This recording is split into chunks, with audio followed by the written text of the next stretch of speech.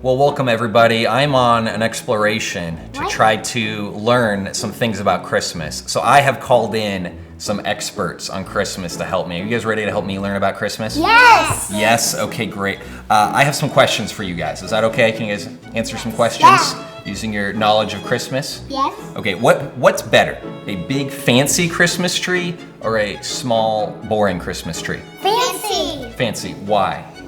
Because it's more decorative and it has more stuff on it. Okay, what would you put on this big fancy Christmas tree? I would put a banana peel. You would put a banana peel on the Christmas tree. I would put Okay. an angel on it. An angel on the tree. Star. I like that. A star. Okay. I've got a star, an angel, and a banana. Any other thoughts? What goes on a fancy tree? Fancy ornaments. Fancy ornament. Santa Claus. We just put the guy on the tree. What? I got one more question. Or I got a lot more questions. In the Bible, it talks about how God became a person, and we call him Jesus. What do you think his favorite flavor of ice cream was? Yes. The Christmas kind. Christmas kind. That's okay. his birthday. That is his I birthday. know. Yes. What do you think? Ice cream. Ice cream. What flavor of ice cream? Ice cream flavor of ice cream. Rainbow. Okay. I All the know. colors. Hey, we have a Christmas tree right here. If you were going to name that Christmas tree, what would you name it? What would you name it? Bananas. Bananas. Okay. If your Christmas tree could grant you one wish, what would you want that wish to be? My brother would turn into a princess. You would turn into a princess. And go to the castle. Castle. Okay. So, Mine. like a Christmas princess, But I would live by myself. but you would live by yourself, just you as the princess. But then the dragon would take you over because he wouldn't have any knights. And where did the dragon come from?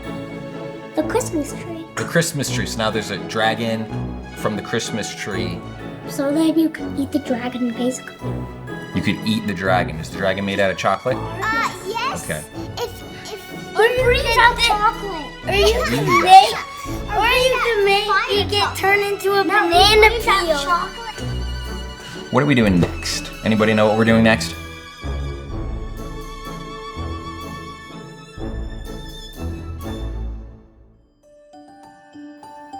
When I was a child, my family had two trees in our front yard. One was a huge tree which towered over the lawn, and I have memories of raking its leaves every fall. The other tree was a Christmas tree. Many years into living in that house, my family wanted to do something else in our front yard and decided to have that tree removed. But being the frugal people we were, we waited till December to chop down the tree, and then we brought it into the house and used it as our Christmas tree that year. I'm pretty sure that was also the year we decided to do fake Christmas trees, which we did almost every year after that. That year, the whole house smelled like pine everywhere. The needles were all over the living room, and even the other rooms weren't spared as the dog tracked them around. Now, what's interesting about that year is that every other Christmas I've ever had, our tree was just that, a tree. Whether it was a real one we bought at a Christmas tree farm or a fake one we bought at Walmart, we had no connection to it. No family stories, no bond. Other than for the next couple weeks, it would be our Christmas tree. But that year was different. The same tree that was in our living room, I had memories of running around and around in circles, trying to avoid my brothers in a game of tag, stepping on its needles when playing in the sprinklers on a hot summer, or hunting through it for Easter eggs in the spring. I knew that tree. There was buildup. There was history. There was a context that gave it a different feeling when it became our Christmas tree that year. The reason I tell you that story is because Christmas is easy to see as a surprise event where God steps into the world suddenly and dramatically. And to some extent, that's true.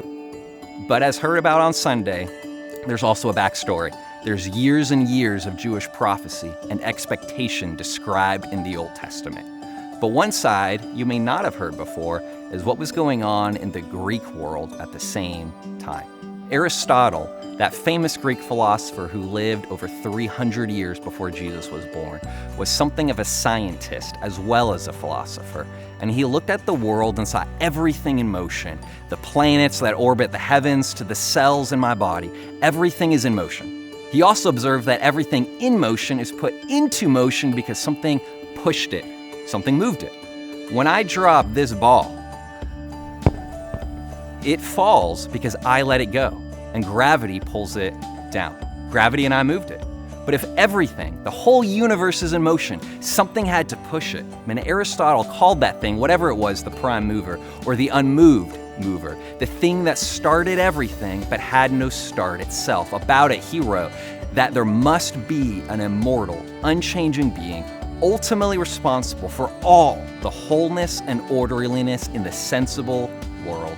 Now keep in mind that Aristotle is well over 300 years before Jesus, and he's a Greek, meaning he possibly believed in Zeus and Hades and all the other gods. He certainly wasn't Jewish and had no concept of the Old Testament or that Israel had believed in such a God for a long, long time.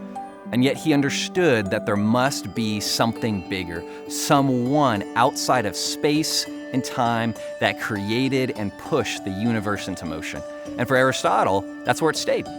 There's something out there that started everything and holds everything together.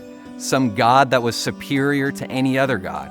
Aristotle didn't know how to worship that God, but he thought it logically must exist. Well, over the years, other Greek philosophers came and went, and they added on to and came to the same conclusion. They focused less on that we needed something to start everything, and instead focused more on that we needed something to keep everything going. The universe just makes too much sense. There's math and orderliness and morals, and none of that made sense to them without something behind it all. So they came up with a new name, the Logos, or the logic behind it all. They had no idea what or who this Logos was, but they knew it had to exist and had to be the God behind it all. Now, if you translate the Greek word logos into English, you get the word word. And that brings us back to the passage we heard about on Sunday. In the beginning was the word, or logos. So let me put it into the way the original readers might have read it. In the beginning was the Logos, and the Logos was with God, and the Logos was God. The Logos was with God in the beginning.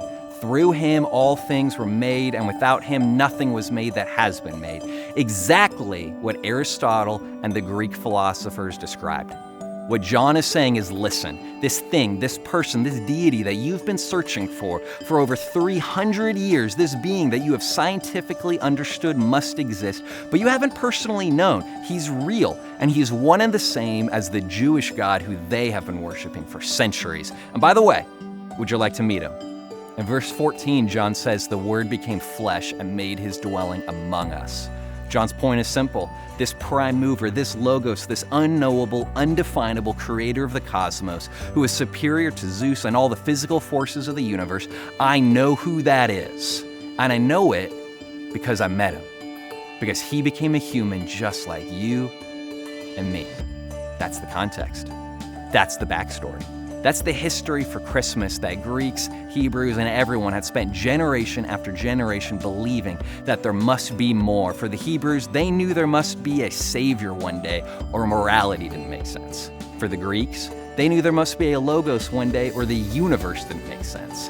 And in the same breath and same idea we call out, I know there must be an answer to the pains and troubles of our world, or else our lives don't make sense. And Christmas is the answer to all of that longing and expectation.